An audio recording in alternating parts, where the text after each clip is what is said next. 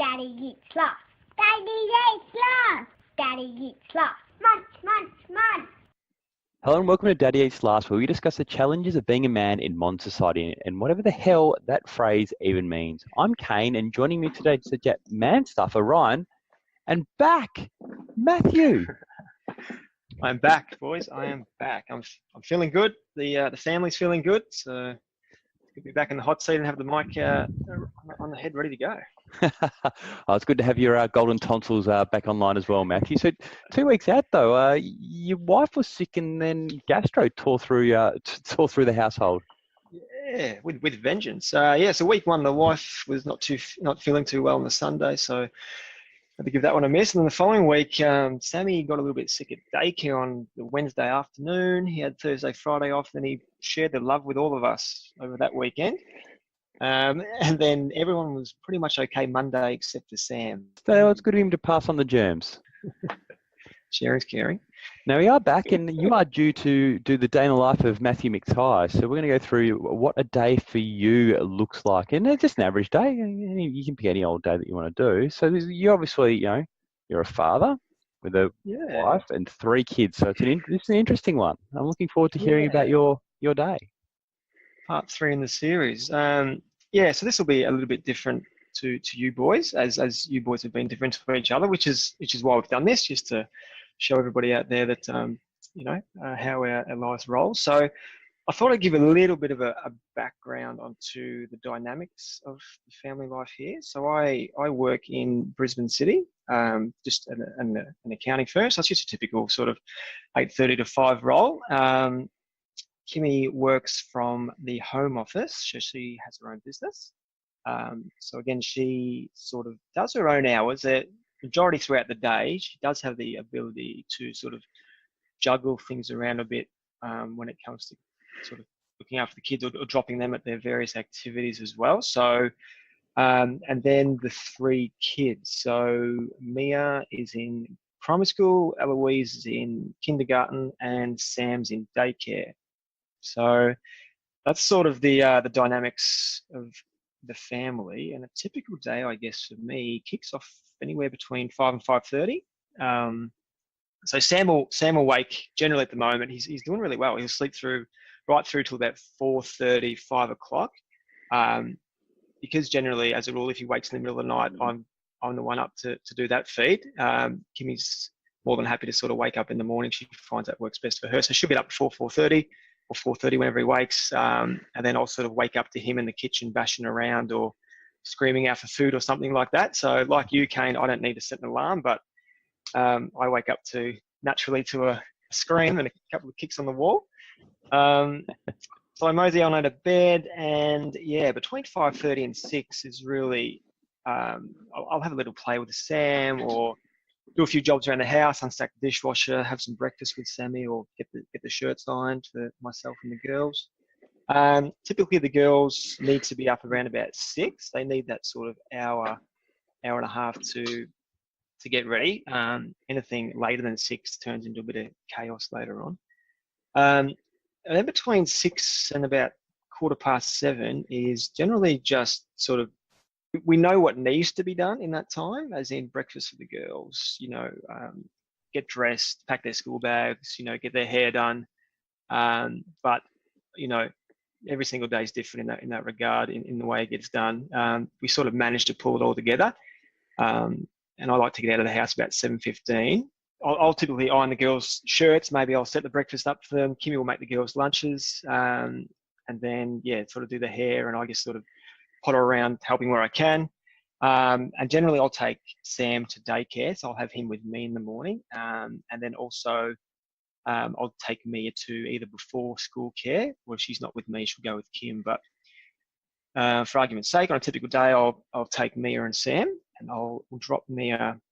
Mia doesn't like to be dropped off too early, so even though it's before school care, and it's a bit of a pain actually to drop her off first, because I've got to take Sam out of the car, carry him with me to sign Mia in, put him back in the car, and then drive on to the next stop. So it's generally take Sam in first to daycare, do what needs to be done there, sign him in.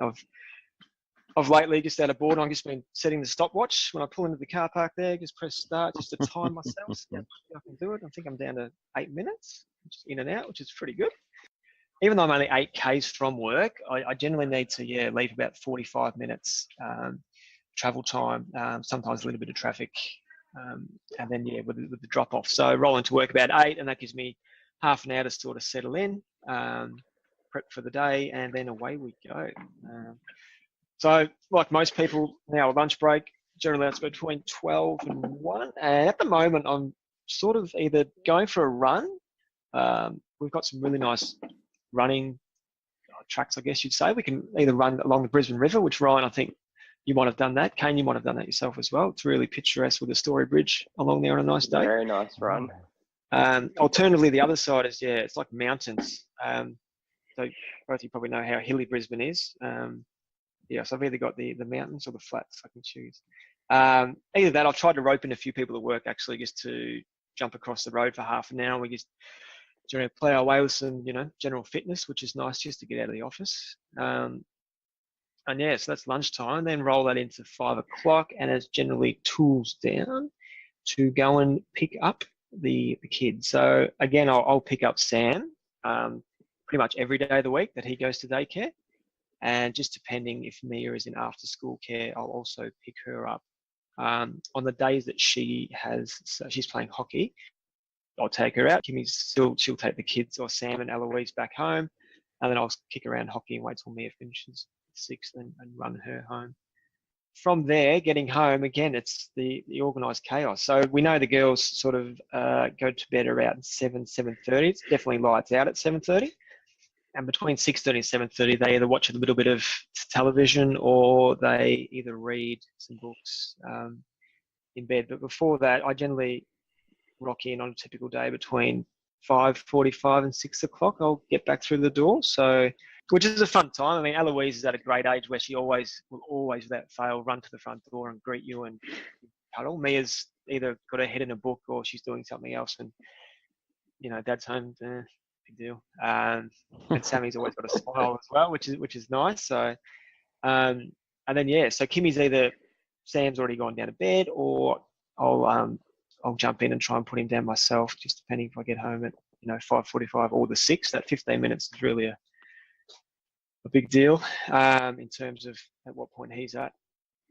And then generally the kids will either have had tea or they'll be getting tea dished up. So we'll sit down with them for a bit of a meal and a recap on the day. And then just basically chill out with them. Lately, actually, Mia's the homework wasn't really getting done, even though it's grade 2 homework, so it's not trivial, but it's it's not that time consuming. But I've sort of allocated myself to sit down with Mia for 30 minutes each night to help her. She's doing a talk at the moment, so which is good. She had an insight into what they're sort of learning, which is great.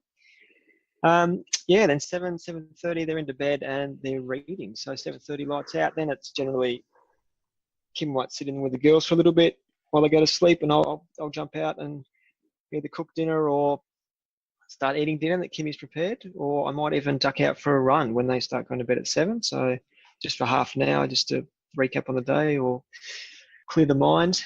And then, so it's dinner at 7:30 till about 8. And then this is where I thought it'd be great to get some insight from you boys at some point tonight. Between 8 and 9, time just, I don't know where it goes. I just find myself, without fail, every night, I'm either sitting in front of the dishes doing them, and I can't get it all cleaned up and everything till 9 o'clock. So it's not until 9 o'clock I get to actually sit down on the couch. Kim jumps in and says, why is this taking you so long? So I'm in a bit of a rut there, spending too much time in front of the sink, which is not enjoyable. And then at the moment I'm back in the bad habit of sort of staying up way past my bedtime. So it's generally between 11 and 12 I'm going to sleep at the moment. Whereas for a while there, post New Year, I was eating really well and in bed by 9:30, 10. I was actually setting aside some time to actually read a book and fall asleep, which is nice. But I'm back in my old habits, so I need to sort of jump out of that again. But that generally rounds out a typical day. Wow, that's a really early start as well, though. So is that due to Brisbane, or is that more shaped by your work week that the girls Sammy gets up when he gets up, but the girls are up at 6 o'clock? Is that shaped by Brisbane and it being super light at that time of day, or is it something else? No, it's not I think it's more the work week. So, Yeah. for instance, for Kim to start her work at like 8 o'clock, or to even get the kids at school by to 8:30. That's just what we need to do. We need that hour. Even when it's bright at 4:30 here, the girls aren't waking up naturally to that. They still need to be woken up by us. Yeah. But yeah, it's just more the day for us. I think is they need to get up early, but they're sort of used to it by now. Do you ever sleep in on the weekends? I did today till 6:30. It was fantastic. But generally, no. Like yesterday, for example, I went to bed late, but I did set the alarm for 5 because I wanted to make the most of the day. And I do that most Saturdays. I really try to make an effort to get up at like 5:30, just so to get some exercise done. I like to do park run on a Saturday, which is 6:30. And I just on a Saturday making hay while the sun shines. Because during the week you sort of can't get outside and do things as much because you've got the girls to get to school, and by the time you get home it's dark. We don't have the luxury of the daylight savings here, which is a shame. So it's darker a lot earlier. But yeah, sleep in. Even on the holidays, I really can't sleep in. But I think that's just having the kids, young kids. Yeah. Mate, 6:30 is not a sleep in. That's for sure. It is around these parts. Are you not going to bed at a good time because you're knee deep in a lost marathon at the moment? No, not at the moment. No. I'm going to China in April for a Oh, week. nice. So I've got to research around that. Yeah. So I'm finding by the time I wash my hands from the suds and open up the laptop, I just sort of get lost in that and lose track of time, I think. It's a cool place, China. Yeah, I'm really, really pumped for that, actually. I'll get some tips from you. Yeah, I used to got to live over there for a nice small stint and do a bit of traveling. But I don't know, that 8 to 9 o'clock time that just seems to go. I wonder if it's, and I have this, I don't usually have it then. I think I usually have it around 6 to 7, where I sort of get home from my day and just that hour just completely disappears most days. And I think because there's this thing like when you get home and you've had a long day and you are just generally mentally fried, that something that should theoretically take you 15 minutes will take you 45. I don't know whether it's a situation of because it's 8 o'clock and the kids are finally down and everything's gone quiet, your body just turns around and goes, and then you just work at snail's pace for that hour whilst it sort of does a bit of self-care and recharge. So maybe that's why it's happening. But I sort of have something similar around 6 to 7 p.m. most days, where it's just like, I'm doing something that should not take me this long, but is taking me 3 times longer. And then like an hour later, I'm completely fine and full of energy. So I don't know whether that might give you a bit of insight into that one. Yeah, maybe I need to, once the girls are in bed, maybe just sit down for 10, 15 minutes and recharge and then jump back into it and power through within, half an hour. That's a good idea, right? But honestly, listen to that. It sounds like you have a full-time job between and before and after your actual full-time job. That's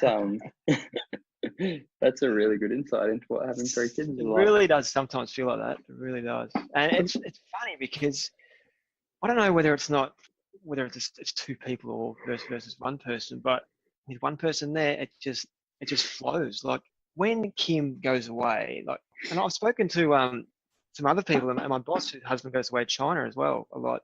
She said the same thing. She goes, I don't know what it is, whether it's the kids are taking orders from 2 people as opposed to 1 person, but with 1 person there, I was having the girls, I was waking up early before the kids doing the lunches, and then I'd iron the stuff the night before, and we were, ready to go by 7, as opposed to when we're both here.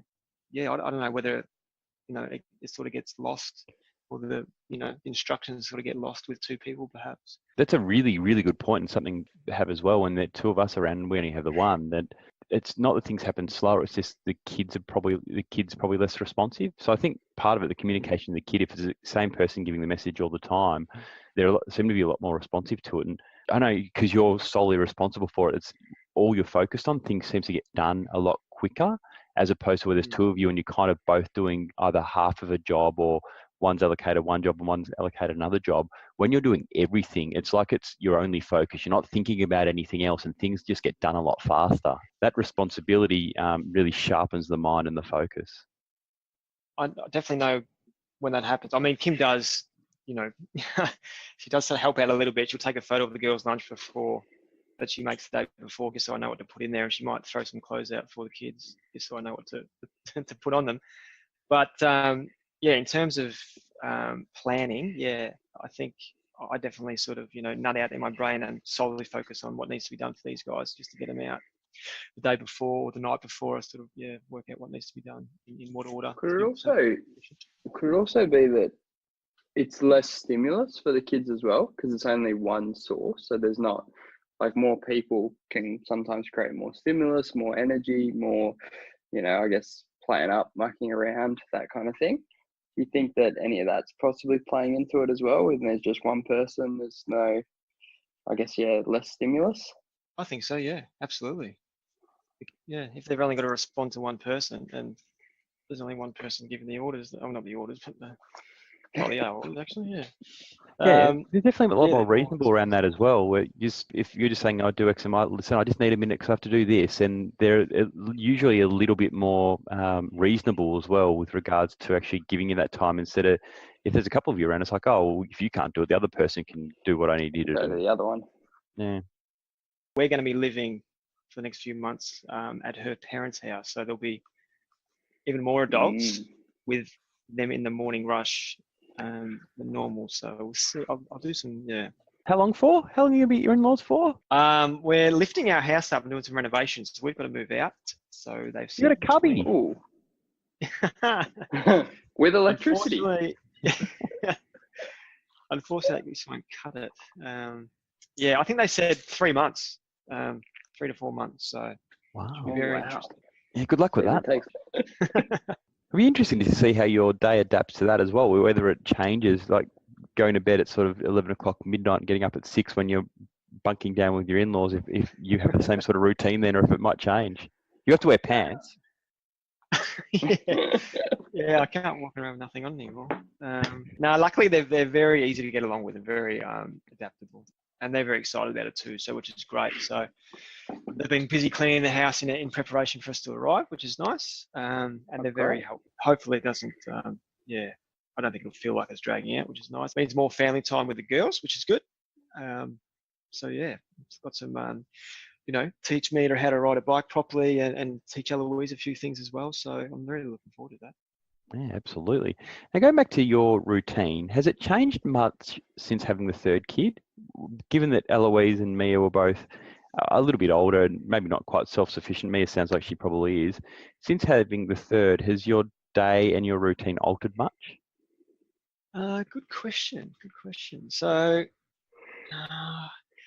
not really. Sam's quite easy in terms of all he needs in the morning is a bit of attention, and we don't have to make him send him to daycare with any nappies or food, which is great. They sort of look after that, and he sort of just rolls with the punches. So Mia is very she can handle herself, which is good. So really, it's keeping on top of Eloise. She's probably the hardest. She's in that age where she says no to everything and takes twice as long as she should. But no, Sam's like, it's almost like he's not there. But he is. Okay. I would have thought getting through that period of getting, the youngest kid at that stage is sort of 3, that going back to having a newborn would have thrown things in the car. So it's awesome that it didn't. Yeah, I think if there was any much of a smaller gap between Eloise and Sam, and Eloise, couldn't talk or, still need to be toilet trained, perhaps that might make it a little bit harder. But because there's a little bit of independence there with Eloise, she can sort of feed herself, which is great. It's not too bad. The only thing that really changes over the past, 2-3 years is really the nighttime feeding, which is sort of coming to a halt as well now, which is nice. Yeah, it's good that you get a bit of self-care into your routine as well, with the exercise getting slotted in at various points through the week as well, because that's one of your key things that you like to do to unwind. So it's good that you can still make time to fit that in around the 3 kids, a job, and being a dad as well. It's kudos to you, Matty. Yeah, it's tricky, but it's really necessary just to get out there. And we've spoken about this a bit about how running can really clear your mind and, center you. So that's, I really love to get out there and play on the pavement for half an hour. I'm just grateful that Kimmy can sort of let me do that while she sort of puts the girls to bed, which is nice. Awesome. I was going to ask you, with your, you said before that you were pretty lucky with the school and daycare and that sort of all being on the way to work. Did you sort of like, oh, well, we should be in these areas because we want this school and this can commute into work and that kind of thing? Because it's something that we're very early stage, but thinking on logistics of planning at this end.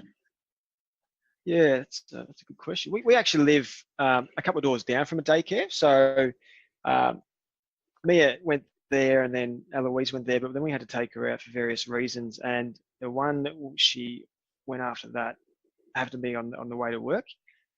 We picked that one purely because, not because it was on the way to work, but because we just heard really good things about that. And then Sam's one that he's at, we heard even better things than the other one that Eloise was going to. So we sort of didn't bother sending Sam to Eloise's one. He started a fresh one. Eloise's kindy though isn't on the way to work. But in terms of the school, when we have catchments up here, so that's not the typical school Mia would go to in this catchment. We have a different school for that, but just because of the reputation of this school and because of the high school we want Mia to go to, we decided to try and get her into this school, and it just so happened to be on the way to work, which is really good. But because there's quite a variety of ways to get to my work, I'm sort of there's quite a lot of schools. But we were lucky to get into this school just because we're outside the catchment. But I think because her grandfather went to it many moons ago, we sort of crossed the line there, which was handy. But it turned out to be really, really good because if Mia's ever sick or it's, or if I want to I can scoot home with Mia whenever I plan it well enough. I can pick her up with her scooter and we can scoot home. There's various bike paths, so it's really really great being so close.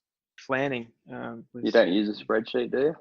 No, so we don't use a spreadsheet, but Kim found this great calendar somewhere that it's got space for 5 individuals across the top, and then the days of the week running down the bottom, and then we just fill that up, which sits next to the front door, so we know exactly where we need to be.